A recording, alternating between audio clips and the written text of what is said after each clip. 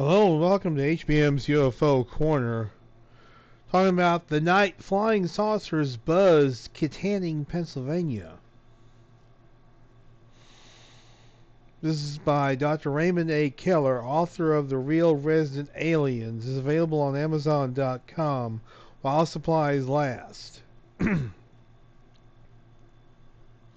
Kittanning is a borough in Armstrong County, Pennsylvania, and also that county's administrative seat.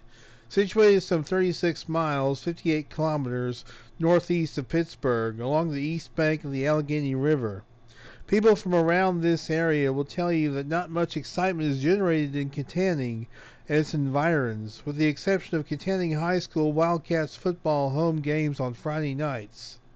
Kittanning's population has held steady at around 4,000 inhabitants since the mid-1960s.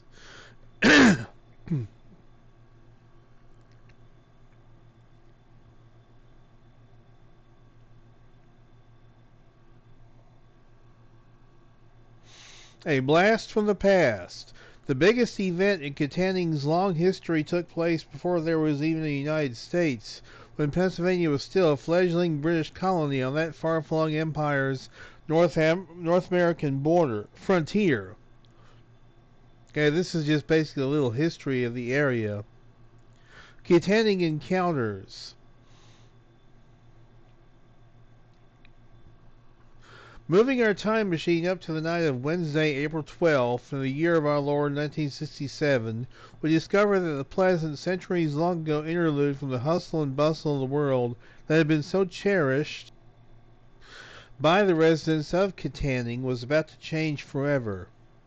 It all started at about 8:24 p.m. when Gary Stoops, a senior at Kittanning High School living out at the Country Club Estates on Kittanning Road 7, stepped out into his backyard and caught a glimpse of an unusual shooting star, or at least a celestial object that he initially took to be one, i.e. perhaps a comet or meteor. As Stoops continued watching the object, however, he noticed that it kept getting larger in size, as if it were slowly approaching his location and not just whizzing across the night sky. And as it got closer to him and larger, other star-like bodies emerged from the darkness in the next formation around the initial UFO, and these too began to assume a bigger size as they continued in their seeming approach pattern.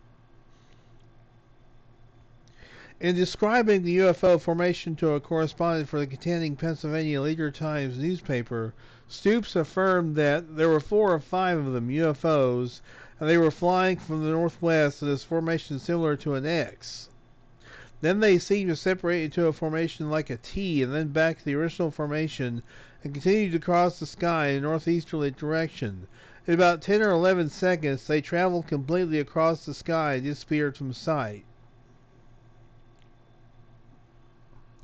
Gary Stoops was attentive to these types of aerial phenomena. He had long been fascinated with astronomy and, having read of many UFO reports from around the world, was convinced that if he just kept checking the skies, that he was bound to one day add his name to the roster of millions of others who have seen such unusual objects. Sometimes his mathematics and science teacher at the high school, J. Mitchell Blows, would talk about UFOs and the possibility that some of these objects were crude interplanetary spaceships, in the course presenting regular classroom lessons. Blows also sponsored the Kittanning High School UFO Club, which met after school hours to go over recent UFO reports and speculations that abounded about them and or their extraterrestrial occupants. Naturally, Gary Stoops was elected as the UFO Club's first president. Now, apparently the teacher himself also had a sighting back in May of 1966. One evening in the earlier part of the month, I saw a huge black cloud in a cloudless sky, and inside the cloud was a huge spaceship resting still about 1/4 of a mile from the ground and about a half-mile away. The spaceship measured about 100 to 150 feet across, about 30 feet high. It stayed for a short time, then went straight and leveled off and went to the northwest.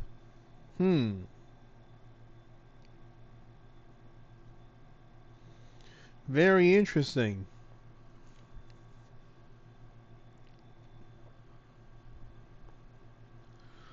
So apparently, Kecksburg, Pennsylvania is not the only famous UFO place, or the only place to have a UFO in Pennsylvania. Kittanning, which seems to be not too far from Kecksburg, because Kecksburg is not very far from Pittsburgh.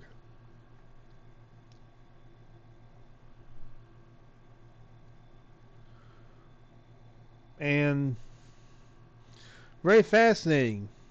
Very interesting. And that's going to do it for this week. We want to thank you very much for tuning in. You guys are the heart of the show. And what I'm going to do is I'm going to take some time off from the UFO Corner. I'll probably come back sometime in January. But I'm taking some time off from the UFO Corner.